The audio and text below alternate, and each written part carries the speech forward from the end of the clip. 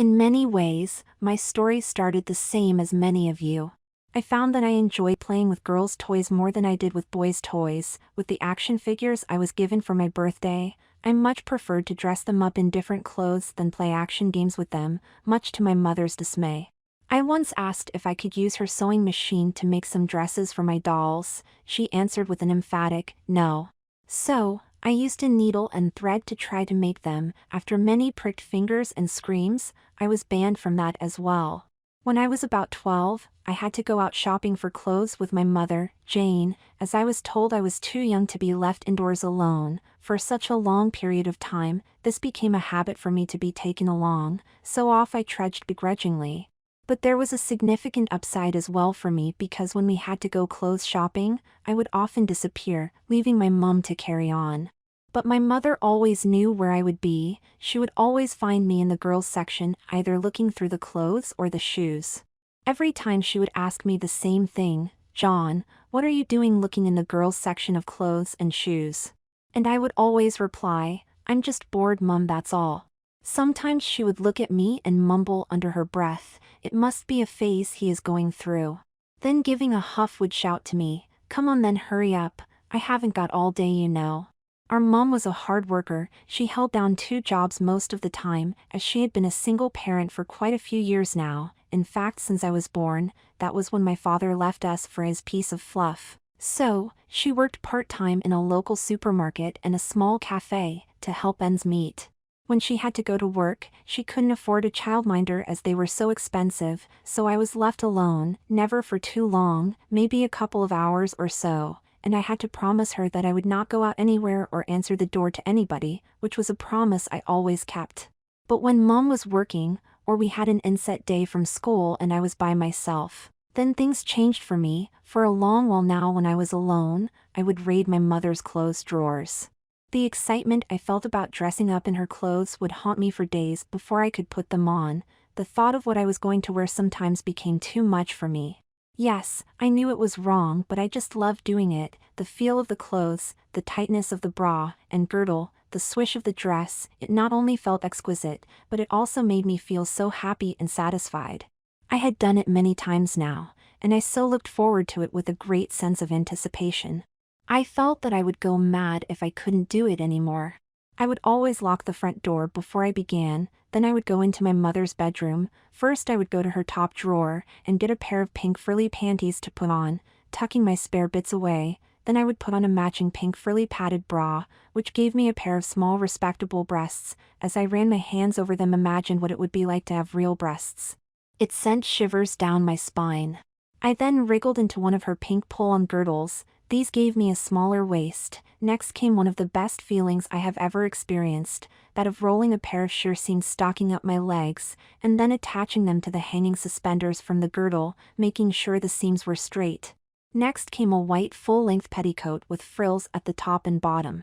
As I walked across the room, I could hear the swish of the petticoat on the stockings and the stockings themselves rubbing together. The feeling it gave me was indescribable, and it was fantastic. I thought how I would love to be able to dress this way, forever. I walked over to her wardrobe and picked out my favorite dress. It was dark blue with short frilly half sleeves, a scooped neck and a zip at the back. As I slipped it on and pulled the zip up, I could feel the dress tighten around me, hugging my figure. When it was fully zipped up, it clung to my body, as if it were hugging me all over. It came just below my knees, my ideal length. I loved the idea of being surrounded by all this femininity, and I thought it suited me very well, and it felt so sweet and so natural wearing it all.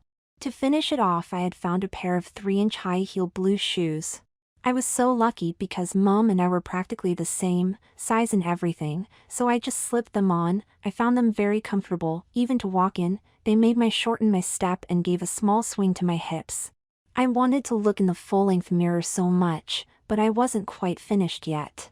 Then men's fashion at the time was long-haired. Mine had grown just below my shoulders. Mum was always moaning to me, saying that I looked like a girl with that length of hair. This made me smile inwardly and said, "But Mum, it's all the fashion." And as usual, I got away with it.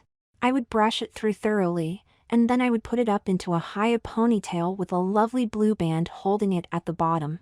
I then looked into the mirror and saw what I had wanted to see. It wasn't me now, there in the reflection staring back at me. I saw my other half, a pretty young girl, all dressed up in her finery.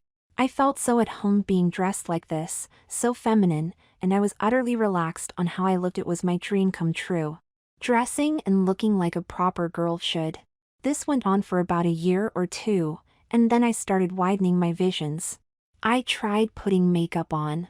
What a disaster that was. I ended looking more like Coco the Clown, so I thought I had better leave that for the moment and try to read up on it in Mum's magazines, on how it was done properly.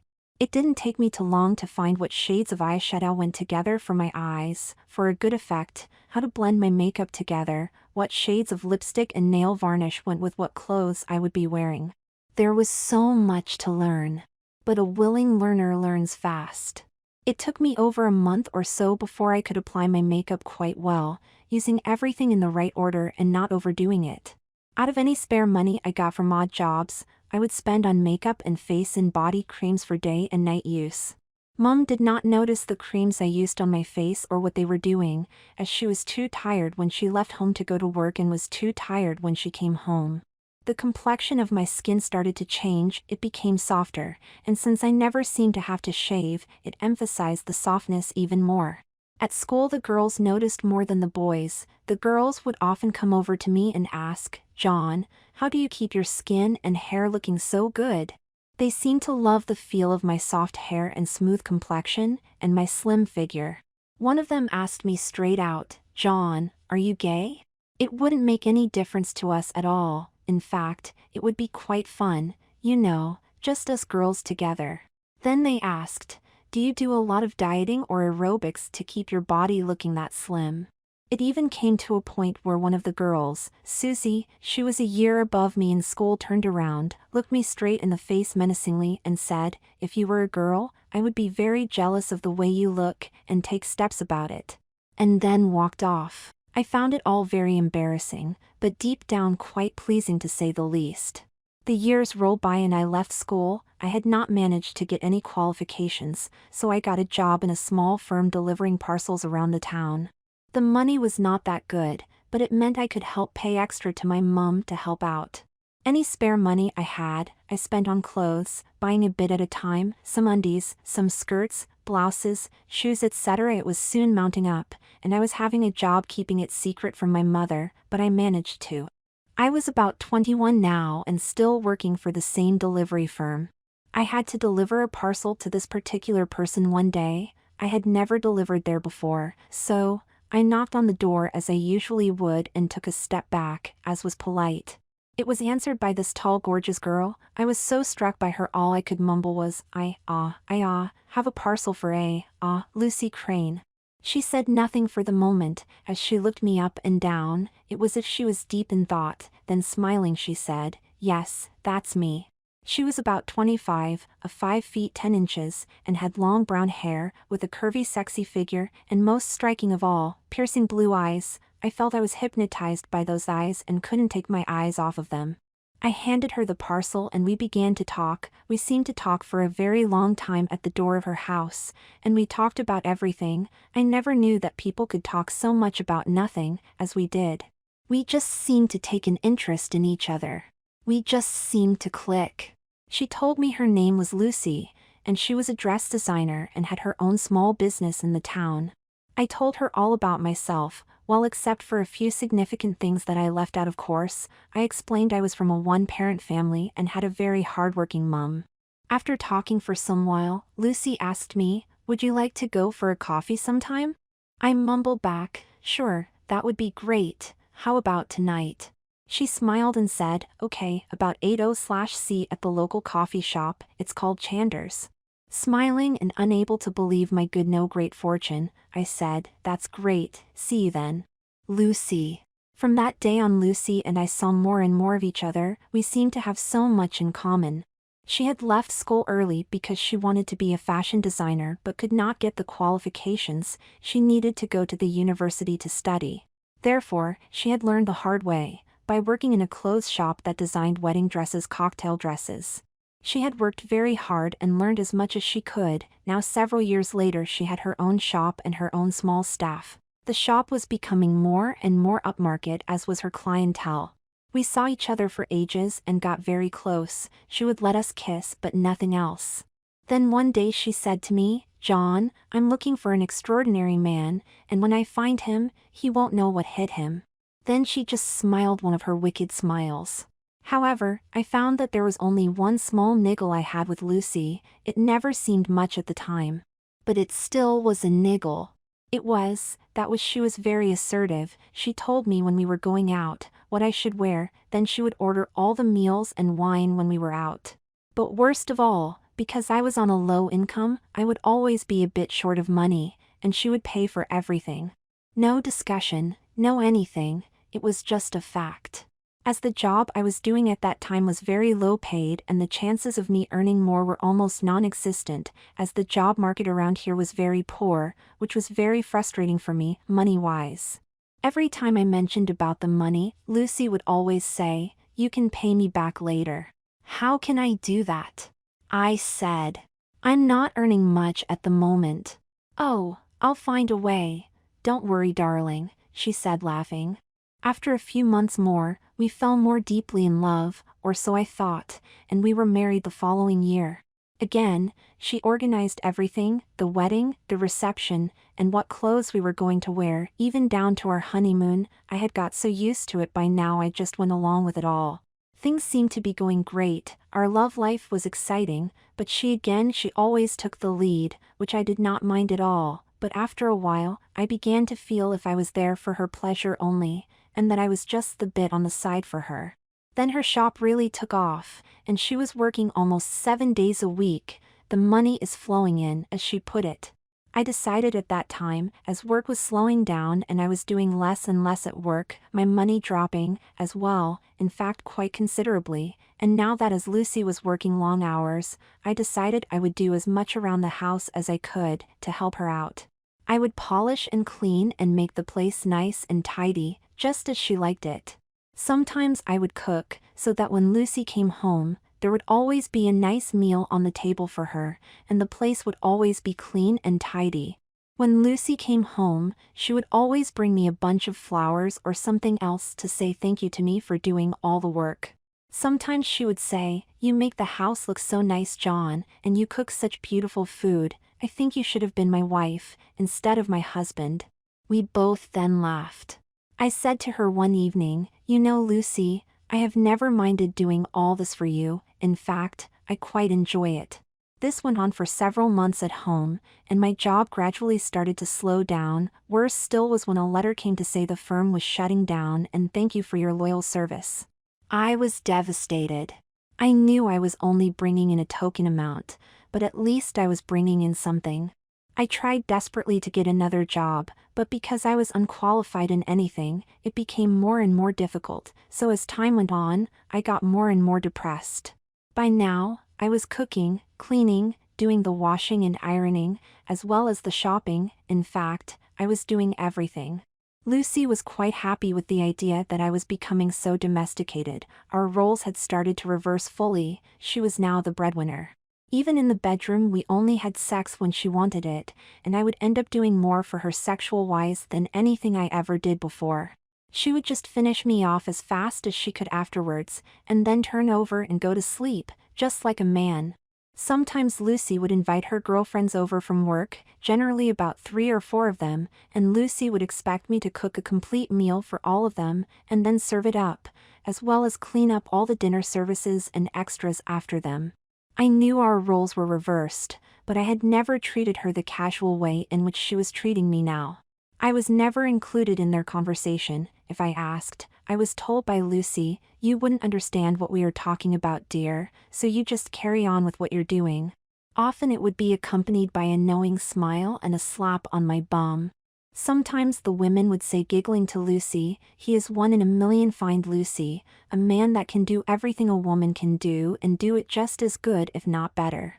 Well, one day when I had just started getting ready to cook our dinner, I was feeling really down. This is not what I had expected to be doing now. I still expected to be working. I never minded doing it. In fact, I quite enjoyed playing the little housewife, but Lucy's attitude was becoming more and more dominant towards me. I was being treated like a housewife by a very dominant husband. She always made all the decisions. I never really had a say in, but then you can't have it both ways, can you? I went to pick up my apron to start cooking dinner but picked up Lucy's apron by mistake. Lucy's was more of a pink and frilly one, more for show than work. I don't think she had even cooked in it. As I looked at it, it reminded me of the feeling I had those years before I met and married Lucy, and how happy I was when I was dressed up in my mother's feminine clothes, and the feelings it gave me. I will admit that those feelings had never really gone away. I had tried to put them into storage in a little box in my mind, but they kept seeping out in my thoughts and dreams. I think it was then that the thoughts of not dressing up anymore and the feelings of wanting to be a woman and having no job, it all started to explode in my mind, turning everything into a jumble of mistaken, irrational thoughts of all the things I was thinking. I blew everything up out of proportion. I felt as if I was being taken for granted by everyone, especially Lucy. I started to get angry with myself and everyone else, especially Lucy.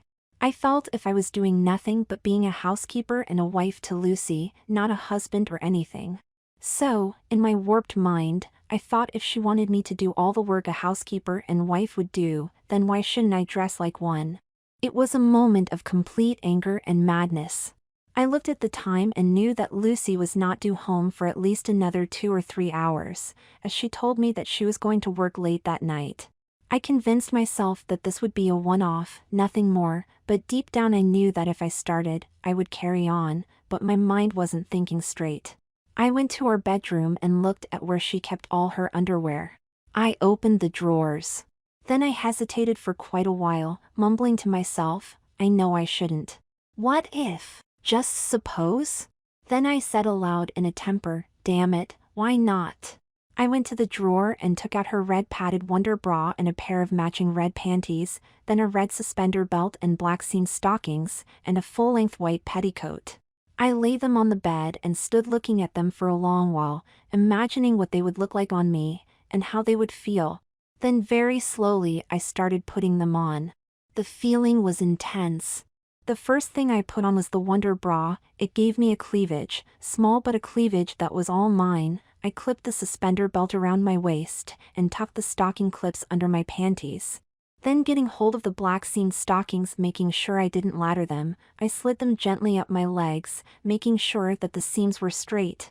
As I attached them to the suspender belt, the pull of the belt and the stockings on my body was even more intense than I remembered. I slipped on the nylon petticoat over my head and adjusted it to fit me. As I started to walk to the mirror, hearing the swish of my petticoat against my stockings, and my stockings rubbing together, made me feel like I was in heaven.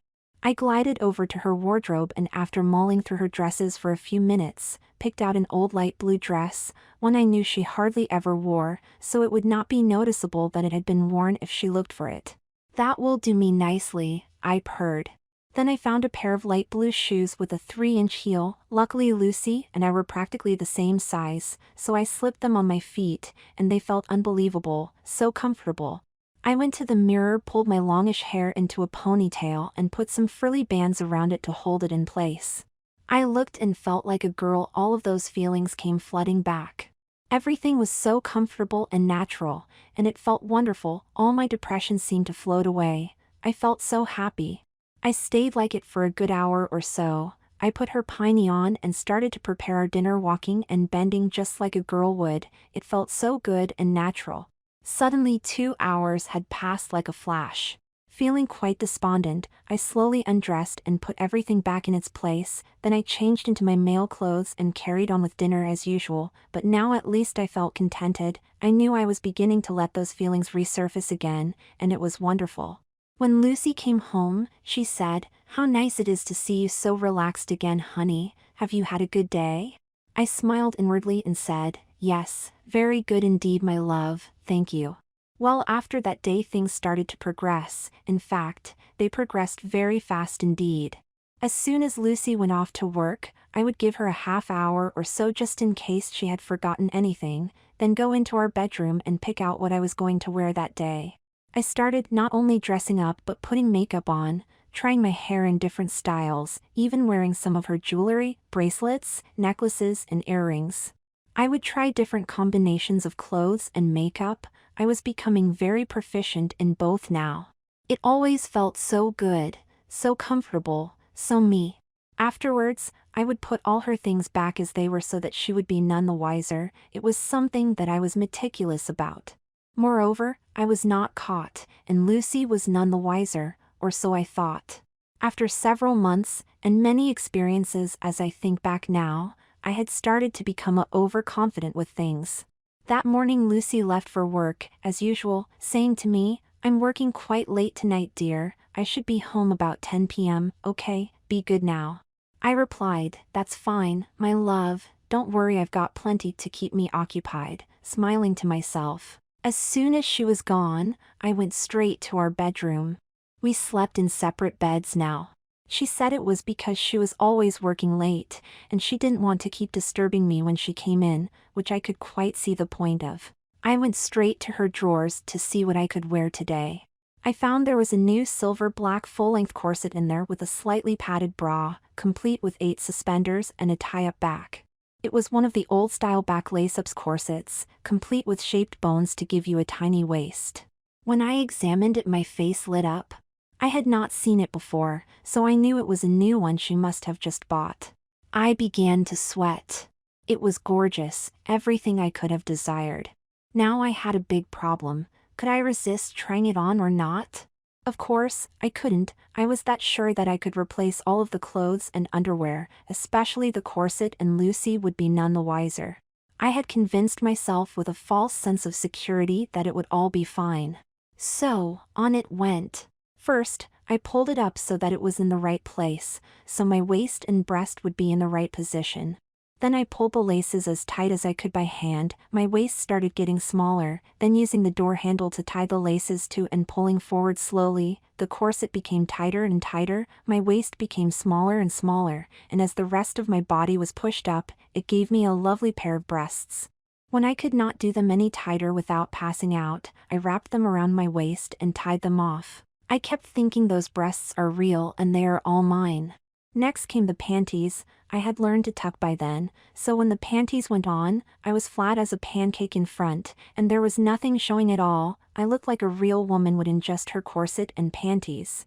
The clear seamed stockings, oh, how they slid up my legs, and as I attached them to the suspenders, it pulled them up even tighter. All I could do was run my hands over my well-shaped body and legs and sigh with delight.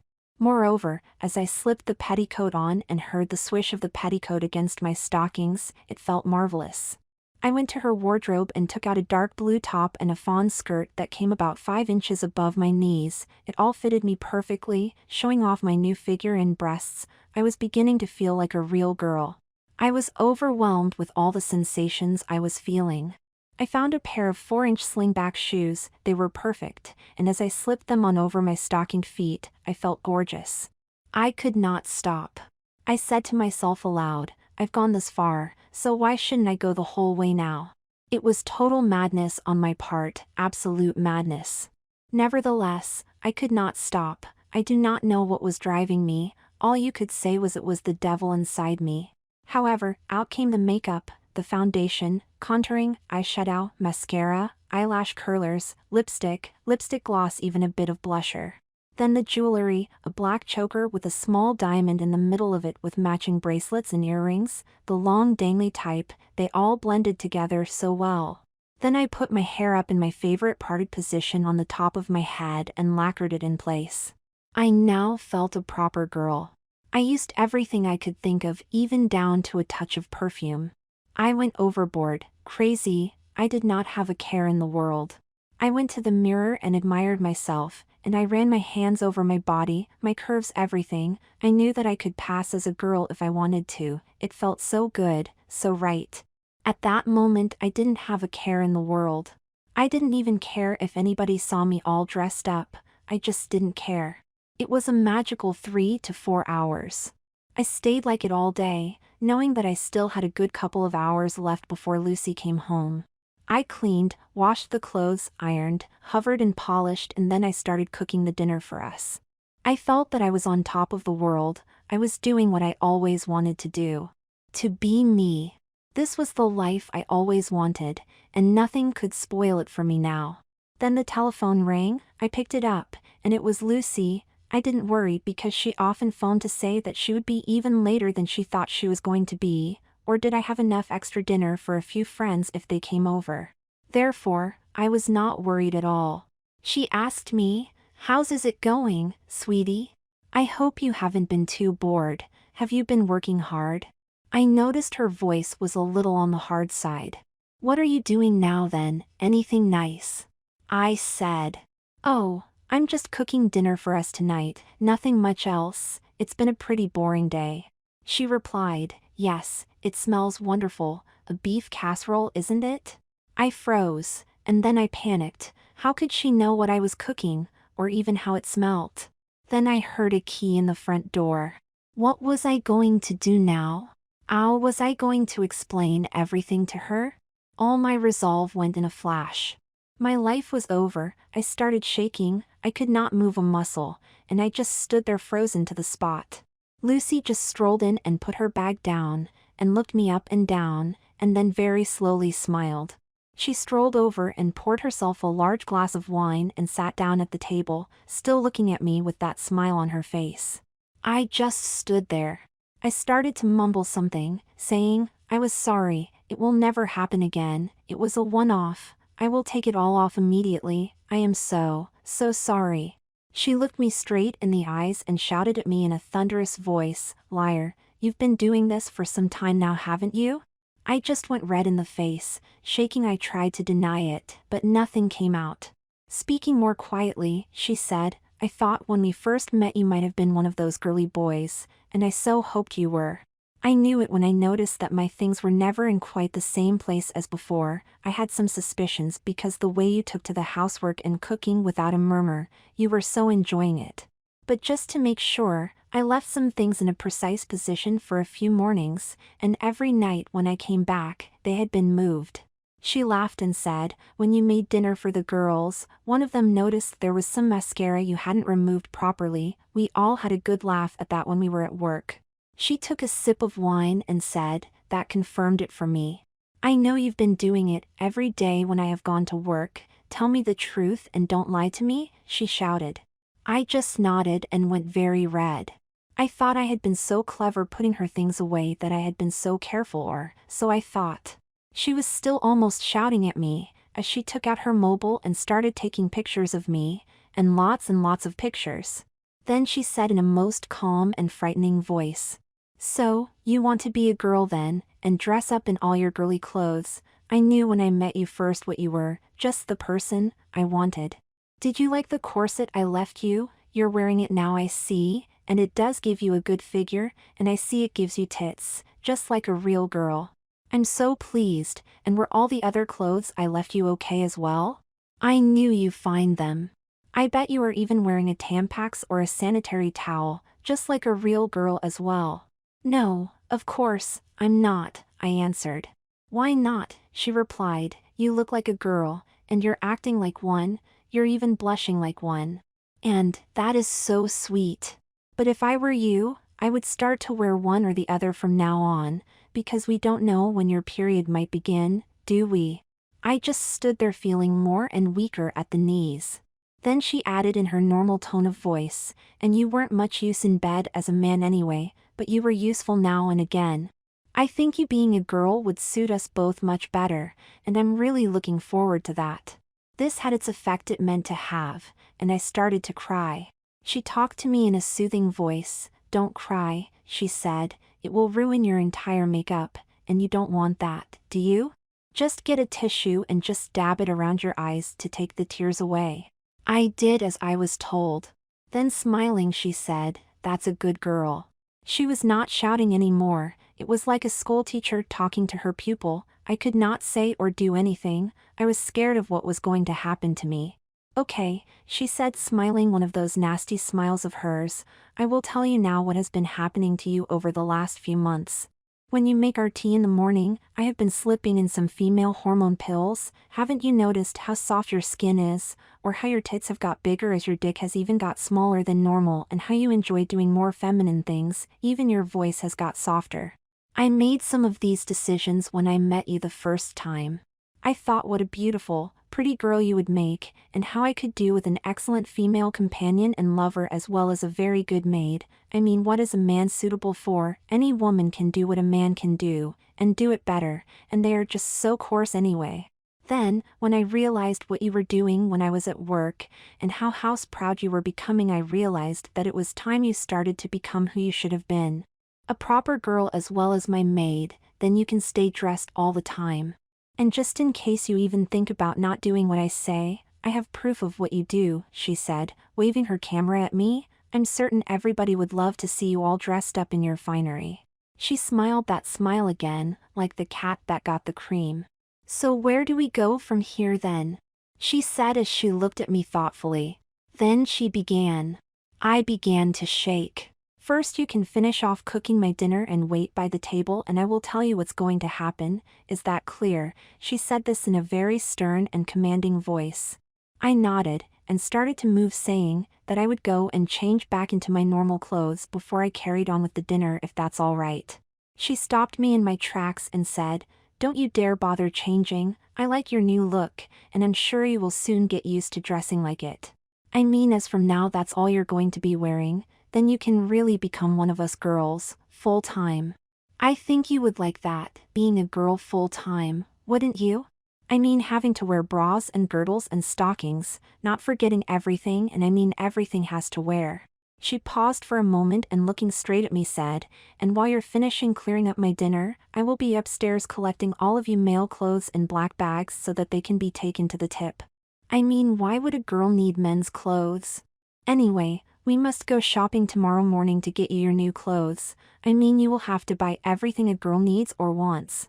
And you can wear what you're wearing now when we go out for them. You're going to be the luckiest girl ever. You will have a set of new clothes and a new job, all at the same time, you lucky girl." I still was in a state of shock.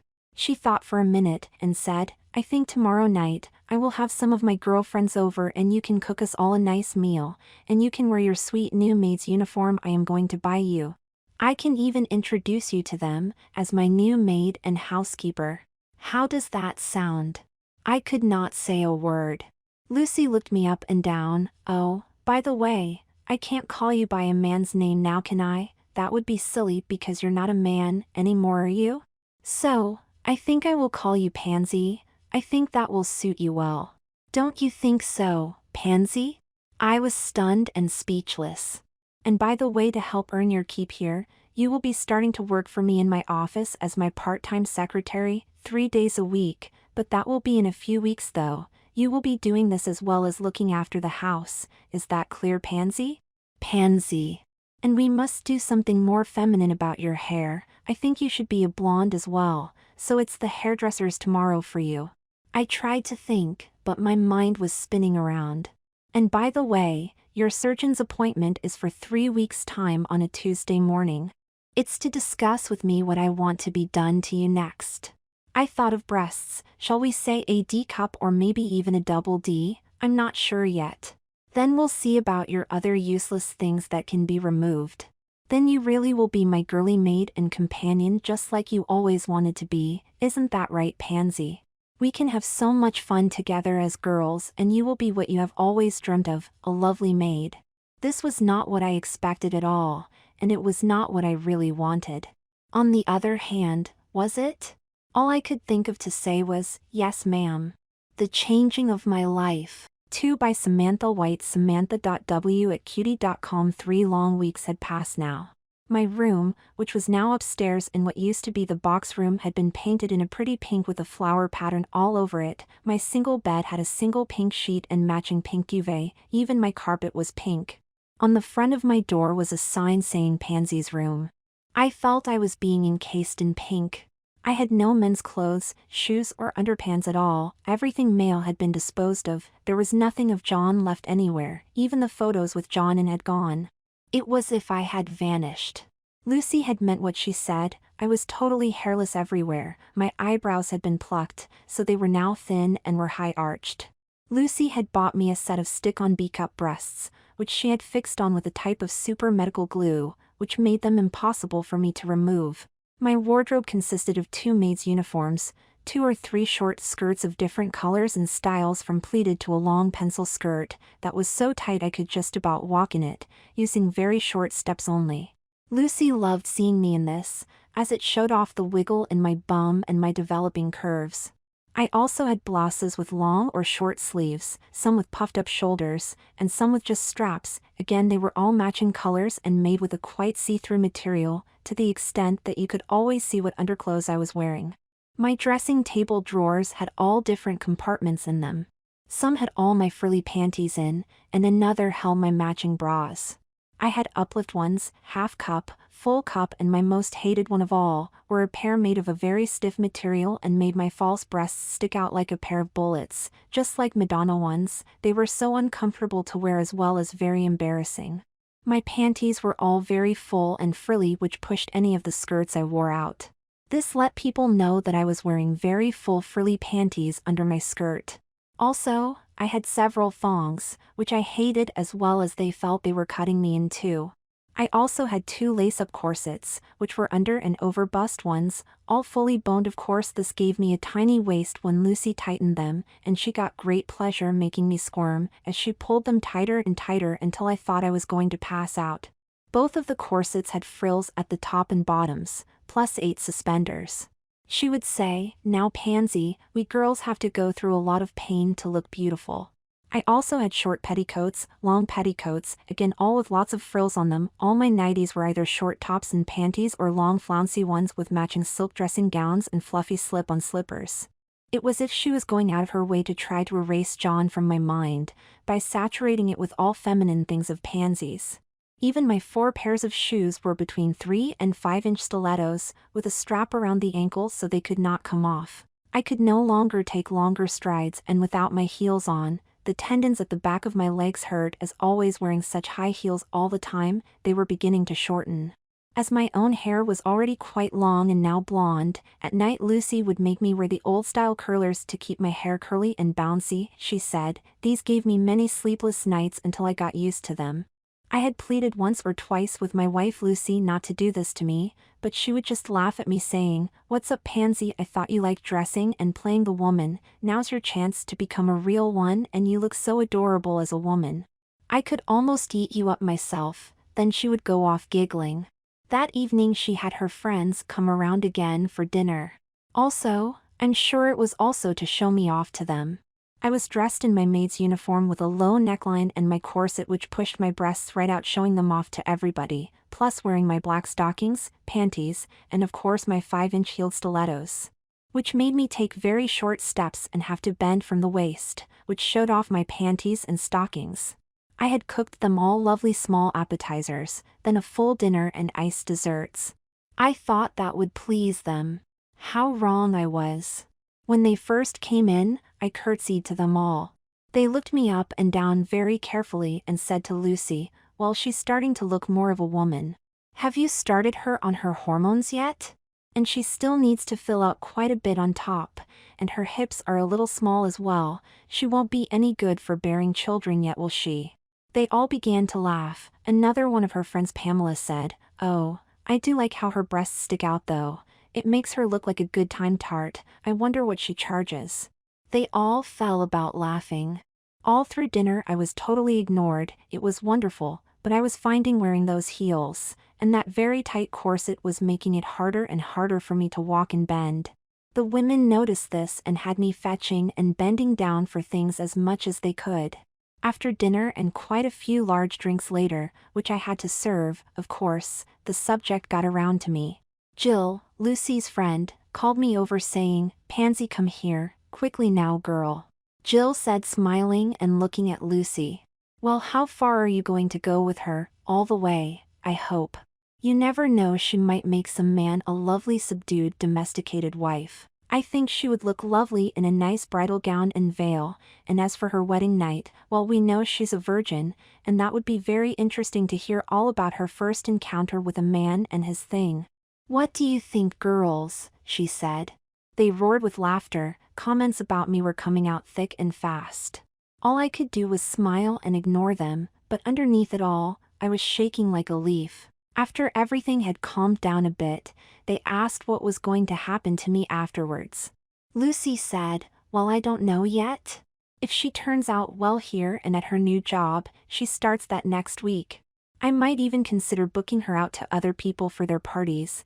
I think she would make a good waitress, and she might even find a nice man who might fancy her. What do you think, Pansy?" They all looked at me giggling. "Well, answer us, girl," one of them said. "If that's what you want, Mississippi." Oh, that's so subservient, she really beginning to know her place in life. One of the other women chirped up and said, "I'm proud of you, Lucy, and what you have done in this short space of time, and I love her curtsying, you have taught her well."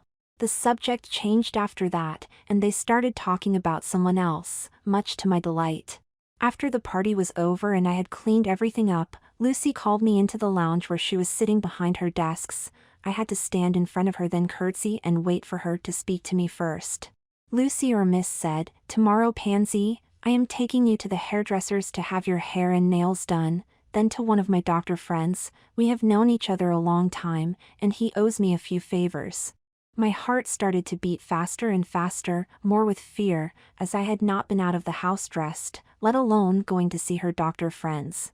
"You will be dressed accordingly. I think your lovely firm bra, the nice pointy one, I really like that one on you. It suits you perfectly, Pansy. Then a nice pair of matching panties, your girdle and your seam stockings, and a long white petticoat and your black long pencil skirt.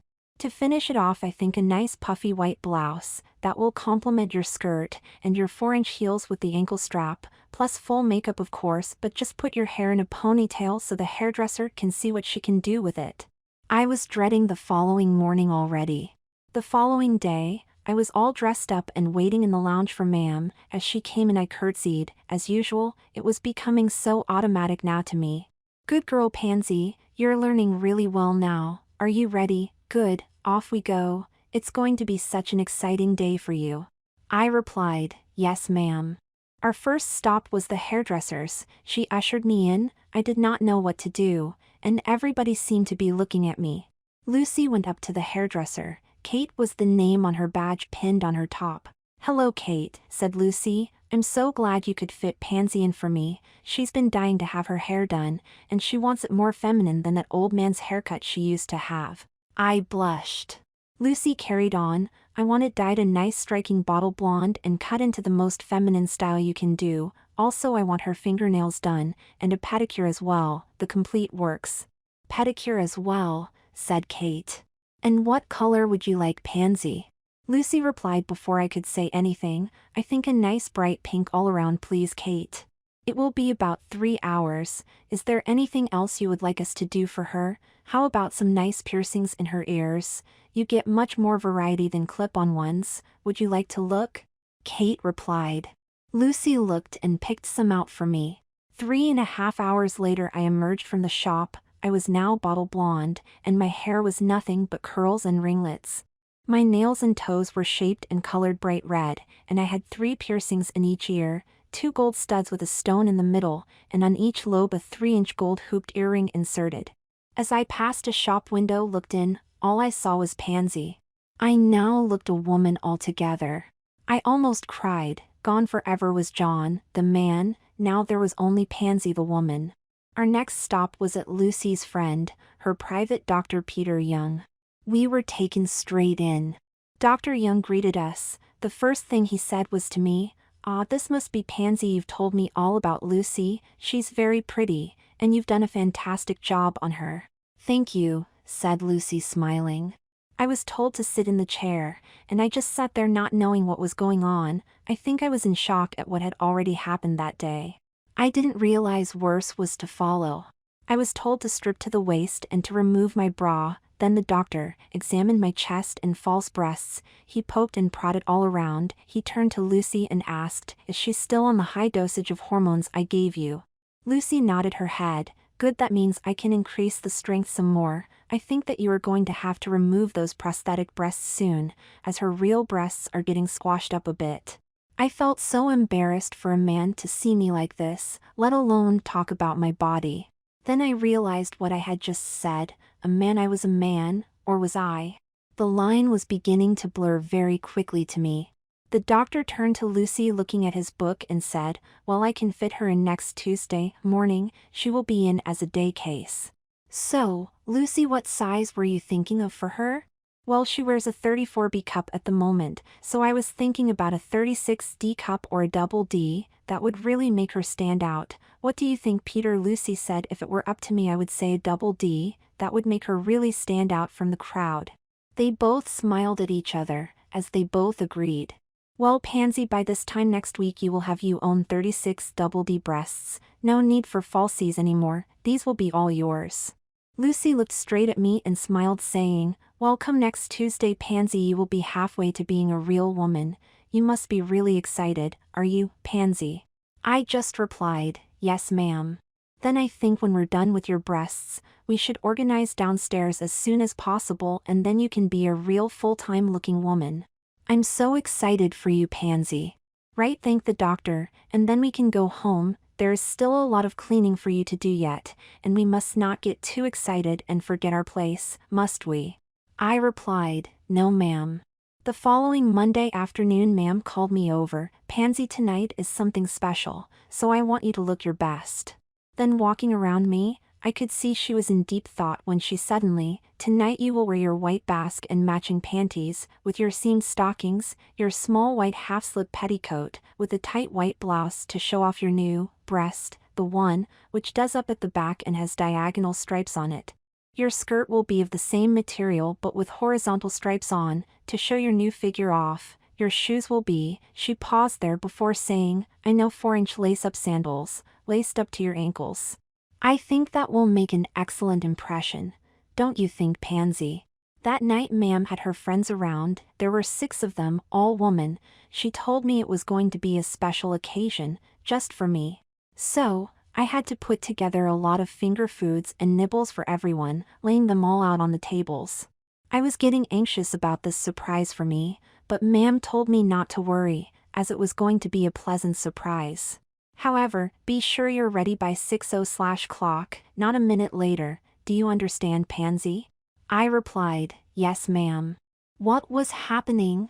Why was I letting Lucy do all of this? Why had I not told her no or stop? I don't want to carry this on anymore. Things were happening so fast. Did I really want all of this? Did I really want to become a woman? I knew the truth right from the start. The answer was truthfully. I didn't want it to stop. It had always been my secret desire, my dream, but now things were out of my hands and I was having no say in any of the decisions being made. I had no idea what was going to happen next. The changing of my life. 3 by Samantha White. Samantha.w@cutie.com. Monday evening came around very fast. As the hours went by, my heart started beating more quickly, and my hands started shaking more. Ma'am came up to me about 5:30 and asked, Pansy, are you ready? Yes, ma'am, I replied. Well, come on down then, I want to inspect you before my friends arrive. After she had looked me up and down, and then adjusted a few things until she was satisfied with how I looked. Her last words to me before the doorbell rang were, Pansy, you look beautiful. Then the doorbell rang, and I went and proceeded to open it. It was Lucy's friends. As they all came in, there were 6 of them altogether.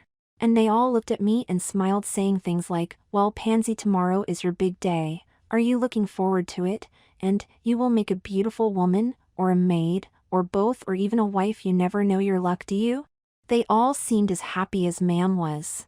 As the evening went on, all they could talk about was about my new breasts and how they would feel, how tender they could get, and about their own experiences of how they felt when they became aroused with them, especially as the men or women stroked and touched them. I was beginning to feel sick with fear and worry, and I started shaking. Lucy came over and said, well, Pansy, this is your last night as a pretend woman.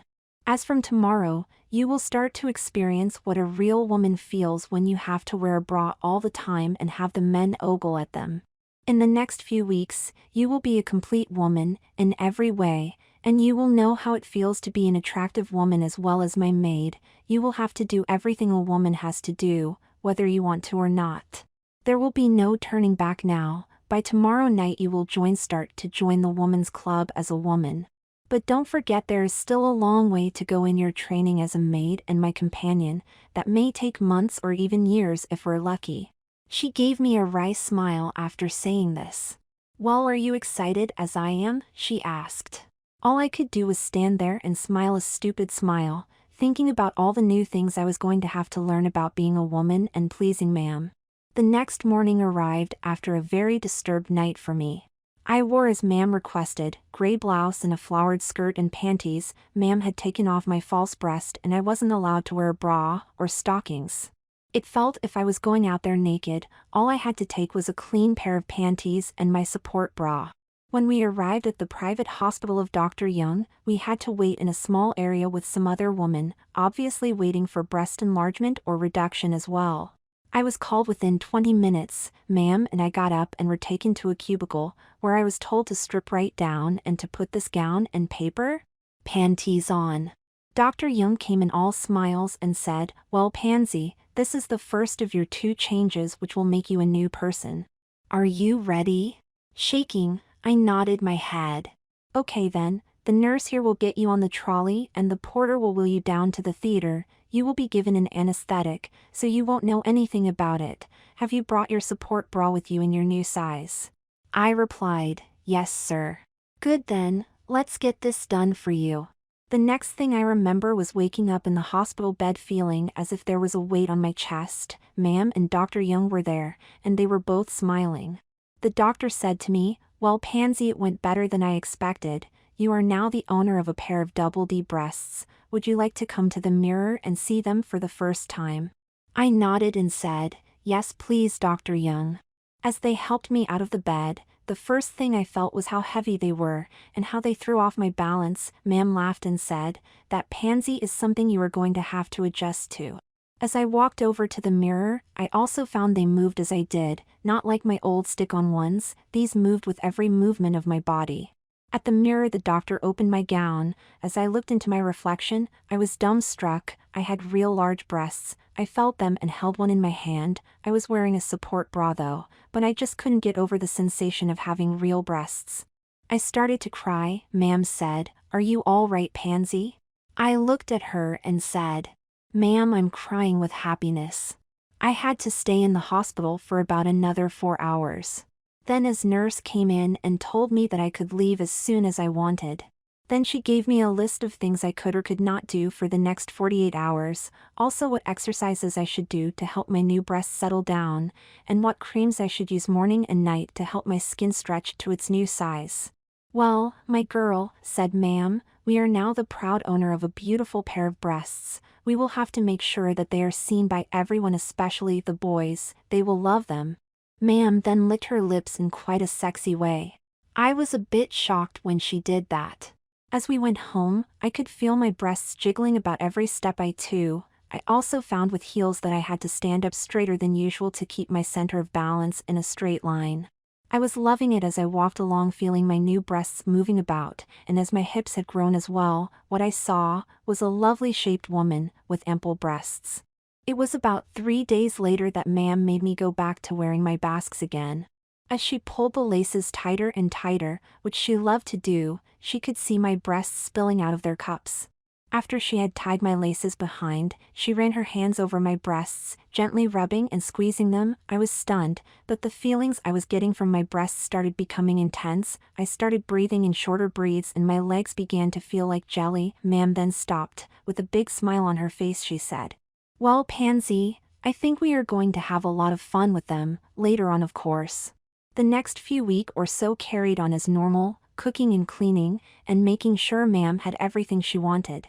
The strange thing was that ma'am started to pay me more attention than usual. She went out and bought me some very sexy nighties, and other small things. She was always accidentally touching me.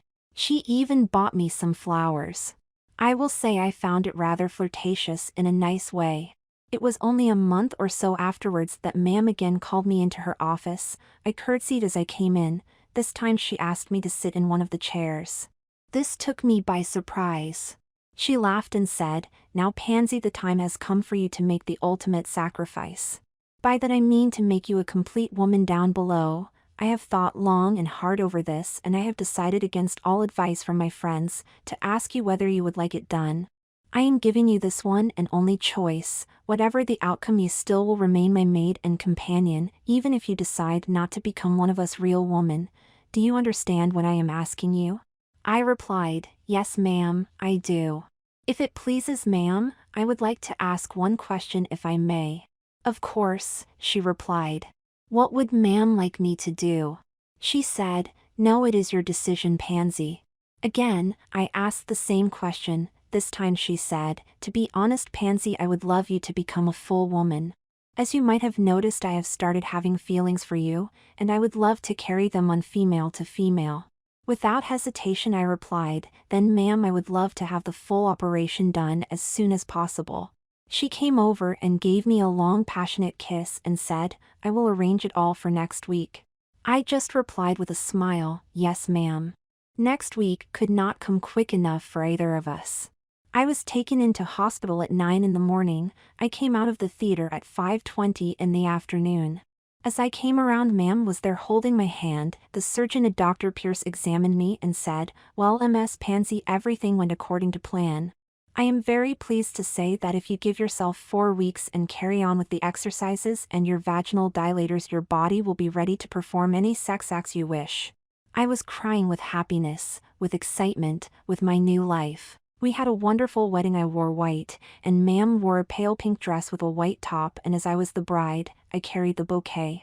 I promised to love and obey her till death do us part. She promised to love and instruct me in all ways, including being her maid. For years down the line, during the day I am her loyal maid Pansy, at night and after I have finished everything, I become ma'am's plaything, which we both agree is so much more fun than being a boring man and wife.